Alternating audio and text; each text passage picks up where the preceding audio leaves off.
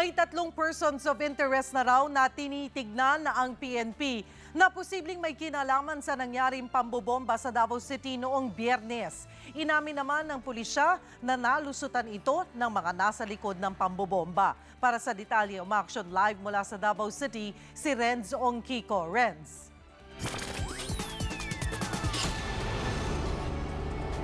Cheryl, desididong papanagutin ng mga otoridad ang mga nasa likod ng pambobomba dito sa Davao City Night Market. At tama ka, meron na nga silang person of interest at natukoy na rin nila kung anong klase ng bomba ang ginamit. Madaling araw nitong linggo nang pulungin ni Pangulong Rodrigo Duterte ang security cluster ng kanyang gabinete matapos ang malagim na pambobomba sa Davao Night Market. Kabilang sa mga dumalo sa pulong sina Defense Secretary Delfin Lorenza, Interior Secretary Mike Sueno, National Security Advisor Hermogenes Esperon, PNP Chief Ronald De La Rosa at AFP Chief of Staff Ricardo Visaya. Hindi idinetalye ang napag-usapan sa pulong pero ayon kay De La Rosa, may mga person of interest na ang PNP sa pambobomba. May description tayo, kinuna na ng artist sketch, yung mga babae hindi pa nakuha ng artist sketch. Accordingly, isang lalaki at saka 2 babae, yung mga persons of interest. Base umano ito sa salaysay ng 8 testigo. Ang isa sa mga nasugatang empleyado sa massage area kung saan nangyari ang pagsabog, tinukoy ang isang lalaki na nag-iwan ng bag sa lugar matapos magpamasahe.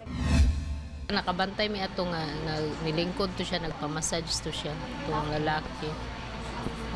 Mora to'y nadunggan ako nga, sir, imong bag na nabilin. Wala siya nanumbaling, diretso siya glakaw mo to mga after mga 30 segundo siguro to. Kanang mga isawan dito. Wala siya nilingi, nagdali-dali lang yun siya glakaw mo to mga 30 segundo lang yun to. Mga nakalayo-layo lang siguro to siya gamay. Isang reenactment din ang ginawa ng Criminal Investigation and Detection Group sa blast site noong Sabado.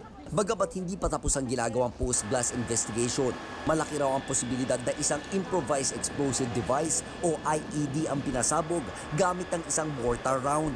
Mahahalin tulad daw ang estilong ito sa dating bombing suspect sa Cotabato na si Abdul Manang Mentang na isa sa mga tinitignan ng mga pulis kung may kinalaman sa pagsabog. Posible. Hindi ako gumagawa ng conclusion dito but I am giving the possibility dahil although hindi pa tapos yung post-blast investigation report, pero sa nakikita ko na IED na naman using mortar round, specialty niya yan. That is his signature. Posibleng taktika lang din daw ang pag-ako rito ng Abu Sayyaf. Tactic para ma-ease up yung pressure doon sa kanila at ma-divert na naman tayo. From being offensive, they want us to become defensive. Kasi naman, pag concerned na tayo sa safety ng ating mga syudad, yung effort natin masishape na. Nauna nang nagbabala ang Pangulo tungkol dito. Kinukumpirma pa rin ng PNP at AFP kung ang Abu Sayyaf nga ang utak ng pambobomba. Aminado naman ng PNP. Itinanggi naman ni Bato na minaliit nila ang naunang impormasyon ukol sa pambobomba sa Davao. Lulusutan talaga tayo. We cannot just blame anybody. Then, you can just imagine yung pinakamalakas na intelligence agency ng buong mundo, yung Central Intelligence Agency sa Amerika, nalusutan nga sila sa 9/11 bombing, di ba? Hinimok naman ng Davao PNP ang mga kababayan na maging mapagmatsyag at tibayan ang loob.